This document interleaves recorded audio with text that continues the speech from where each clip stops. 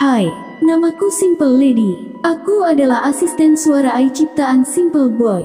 Akulah yang akan mewakili Simple Boy dalam membawakan cerita pengalaman horor. Kali ini aku akan membacakan sebuah cerita pengalaman horor dari seseorang yang tidak mau disebutkan identitasnya. Oke, silahkan pasang headset kamu dan selamat mendengarkan. Banyak orang mengatakan bahwa mimpi hanyalah bunga tidur, tetapi saya percaya bahwa ada juga yang bukan bunga tidur. Apa bedanya mimpi yang bunga tidur dan bukan bunga tidur? Menurut saya kalau yang bunga tidur, ketika bangun kita tidak akan mengingatnya secara detail atau samar-samar, bahkan lupa.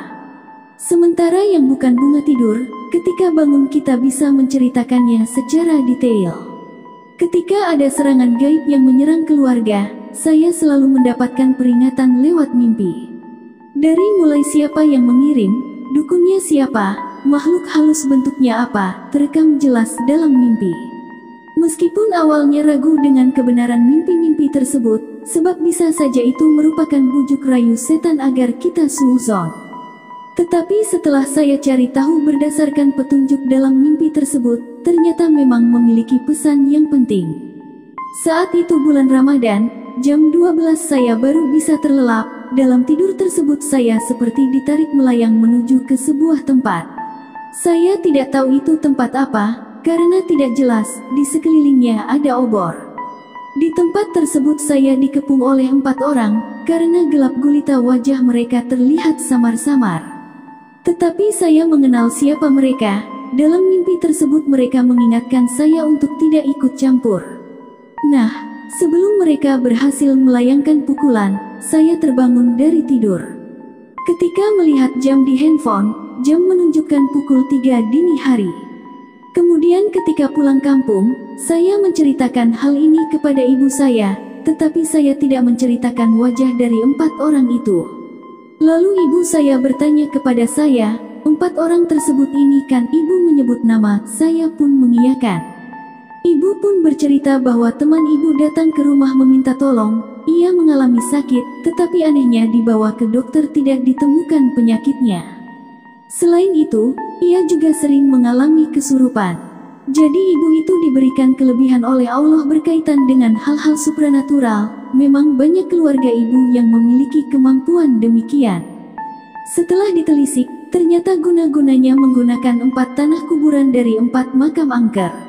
Masing-masing dari 4 orang yang saya lihat dalam mimpi itulah yang mengambil tanah makam untuk kemudian disatukan guna disajikan sebagai senjata. Ternyata ibu juga mengalami ancaman serupa, supaya tidak ikut campur. Kemudian dengan terpaksa ibu akhirnya memutuskan untuk tidak ikut campur. Libur lebaran telah usai, saya pun kembali beraktivitas seperti biasa di ibu kota. 1 bulan berada di ibu kota, saya kembali mengalami mimpi aneh. Dalam mimpi tersebut saya sedang tidur di kosan juga, pintu kosan terbuka, berdiri di pintu seekor anjing dan makhluk menyeramkan buto hijau tetapi berwarna merah. Dalam sekejap mata saya tiba-tiba berpindah dari kosan ke rumah, dari rumah dalam sekejap mata berpindah ke hutan belantara. Tidak jauh dari tempat saya berdiri dari balik pohon banyak sekali makhluk-makhluk yang mengamati saya.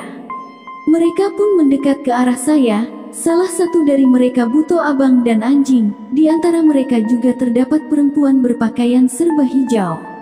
Kemudian salah seorang pria muda gagah berjubah mengenakan sorban berlari ke arah saya, langsung menyambar ke arah saya, mengajak, ayo lari. Kami terus menelusuri hutan, kami berhenti tatkala ada beberapa orang yang mengenakan sorban dan jubah sedang wirid melingkar, seperti kiai. Terus pria yang menarik tangan saya mengatakan, tolong teman saya, lagi dikejar-kejar makhluk. Para makhluk halus itu berada di depan kami. Kemudian terjadi pertempuran sengit di antara mereka, pertempuran dimenangkan oleh para kiai. Pertempuran selesai, terdengar suara azan di hutan belantara tersebut, saya pun terbangun, dan di dunia nyata juga azan subuh. Ketika bulan Agustus saya pulang kampung, saya menceritakan mimpi kepada ibu saya. Ternyata hari di mana saya mengalami mimpi tersebut, ibu kedatangan tamu, bocah perempuan masih SD, datang bersama dengan tetangganya. Leher bocah tersebut sengklek kaku ke samping, bahkan lebih mirip patah, tiba-tiba seperti itu tanpa sebab yang jelas, tidak jatuh atau salah tidur. Ibu pun menanyakan kok datangnya bareng tetangganya, kemana orang tuanya.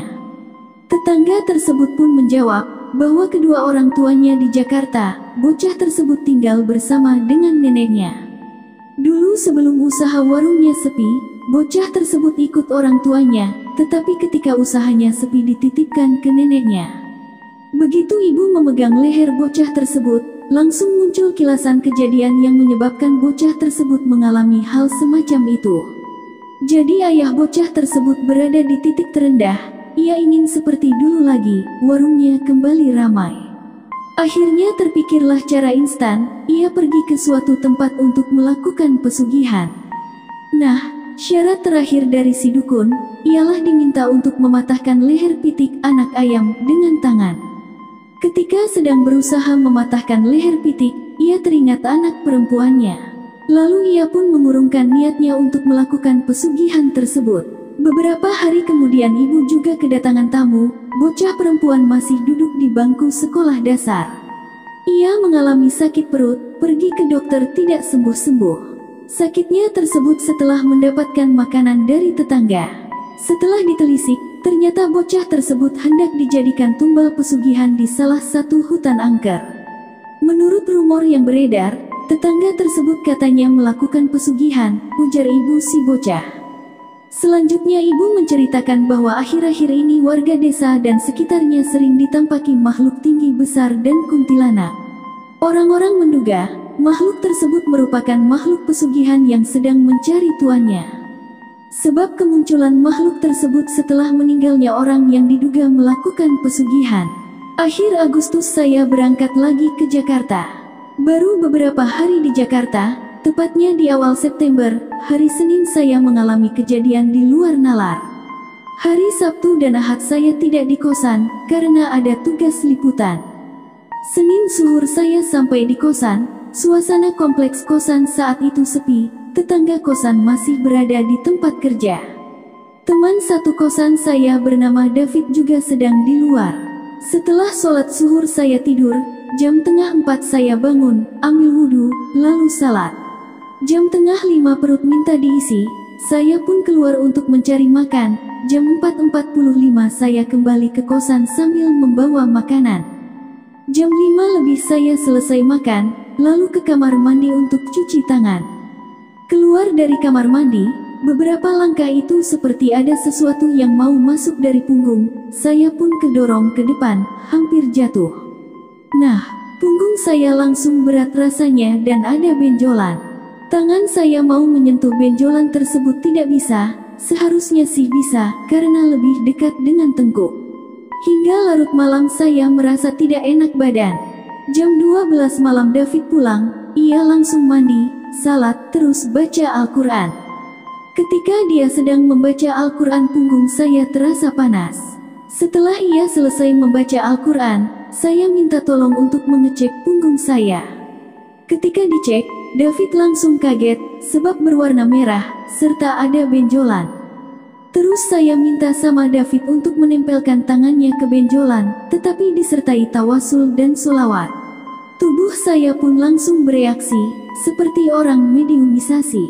Kata David badan saya langsung kaku, terus suaranya menjadi berwibawa, seperti kakek tua. Setelah itu berganti menjadi suara tangis perempuan, David otomatis panik, dia pun langsung menyadarkan saya, meminta saya suruh istighfar. Itu pertama kalinya saya kembali mengalami semacam mediumisasi, setelah sekian lama. Malam harinya saya bermimpi, detail banget mimpinya seperti menonton film dan terlibat di dalam sinnya. Dalam mimpi itu saya berada di sebuah kampung, suasananya seperti zaman dulu. Maghrib saya berjalan di kampung tersebut, lalu saya dikejutkan dengan kehadiran seorang perempuan kumal, tetapi mukanya penuh darah. Terus saya lari ke sebuah rumah, perabotannya persis sama kayak rumahku, di situ ada ibu saya dan adik laki-lakiku. Setelah itu saya tahu bahwa setelah maghrib muncul teror perempuan penuh darah muka rusak yang suka menculik orang untuk dijadikan ritual. Kemudian suasana berubah, tiba-tiba kami berada di halaman sebuah rumah besar.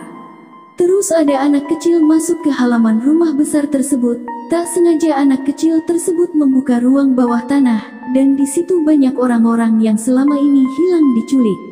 Anak tersebut lalu lapor kepada ibunya. Datanglah ibunya bersama dengan 8 orang. Anak kecil tersebut juga datang. Tiba-tiba anak kecil tersebut terseret ke ruang bawah tanah. Warga pun menjadi murka. Keluarga di dalam rumah tersebut yang terdiri dari 3 perempuan, di mana yang satu itu lagi hamil dan satu laki-laki dibantai oleh para warga. Kami, aku, ibu, dan adik hanya bisa melihatnya. Kehadiran kami tidak disadari oleh mereka.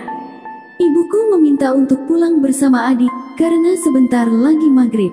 Ketika di gerbang kami dihadang banyak ular, tetapi bisa dilewati. Sampailah kami di rumah, di mana perabotannya sama persis, cuman model rumahnya berbeda. Saya dan adik sholat maghrib, lalu kami ke jendela belakang karena gorden belum ditutup. Dari situ aku melihat 2 perempuan berlumur darah. Kemudian ibu saya pulang, menceritakan bahwa 8 warga yang membantai itu tidak selamat.